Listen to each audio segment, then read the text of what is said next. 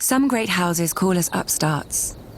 But the truth is that while the Starks and Lannisters fell to the Targaryens in defeat, House Tyrell rose.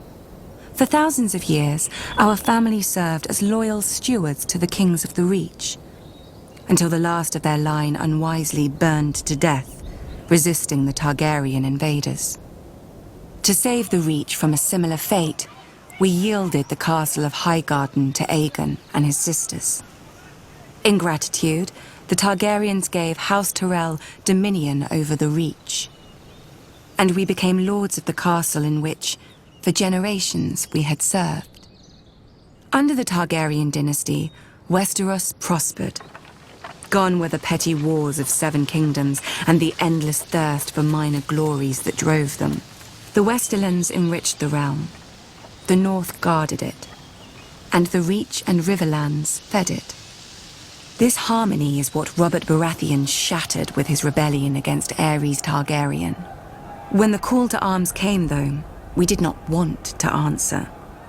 The Reach is a gentle land, and honestly, the Mad King was not much loved. But we owed peace and status to his family. My father, Mace Tyrell, called his banners and marched north to battle the rogue Stormlord Robert, who had already defeated 3 forces in a single day. And, at Ashford, my father won. Some chastened my father for not pursuing Robert after the battle. We had cut him off from the Stormlands, the seat of his power, and he had fled north, within easy grasp of Lord Tywin Lannister, the Hand of Aerys, for 20 years. My father moved instead to lay siege to Robert's ancestral stronghold of Storm's End. The rose would strangle the stag as the lion pounced. So we waited. But the lion slumbered, and Robert slipped past the king's forces to join Ned Stark. We could have lifted the siege and deployed our armies north to aid the crown. We could have stormed the walls of the castle and made Robert homeless. But we had ample supplies, control of land and sea, and most of all, patience.